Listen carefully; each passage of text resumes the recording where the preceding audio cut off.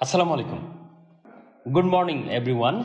আজ আপনাদেরকে স্ট্রোক সম্পর্কে একটা চমৎকার তথ্য শেয়ার করব। স্ট্রোক একটা মারাত্মক রোগ। রক্তনালী বন্ধ হয়ে বা রক্তক্ষরণের ফলে ব্রেন যদি হঠাৎ করে তার কার্যক্ষমতা হারিয়ে ফেলে অথবা কার্যক্ষমতা কমে যায়, তাকেই আমরা স্ট্রোক বলি।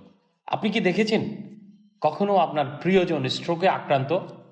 এই স্ট্রোক আক্রান্ত রোগীকে আপনি যদি খুব দ্রুত সময়ের মধ্যে চিকিৎসকের কাছে নিয়ে যেতে পারেন অথবা হসপিটালে নিয়ে যেতে পারেন, তাহলে স্ট্রোক রোগীর জীবন বাঁচবে।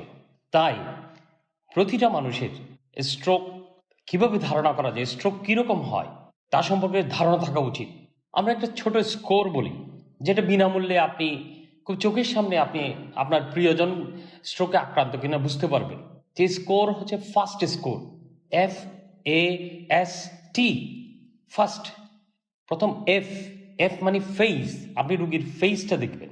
যদি দেখেন আপনার রোগীর ফেসটা দুপাশ অসামঞ্জস্য, একদিকে বেঁকে গেছে, তাহলে বুঝবেন আপনার রোগী হয়তো স্ট্রোকে আক্রান্ত হতে পারে।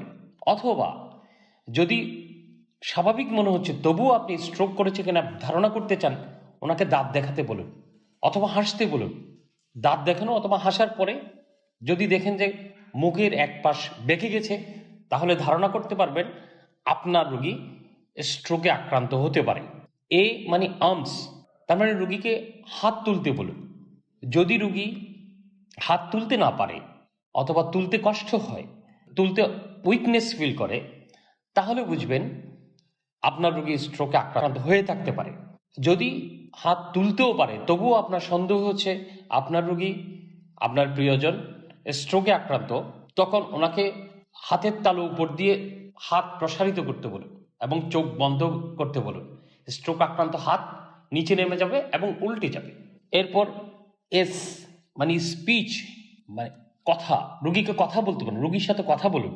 যদি উনি কথা বলতে না পারে অথবা কথা জড়িয়ে যায় অথবা আপনার কথা বুঝতে না পারে, আপনার কথা ফলো করতে না পারে, তাহলে আপনি ধারণা করবেন আপনার রোগী হয়তো স্ট্রোকে আক্রান্ত। Last T, that is timing.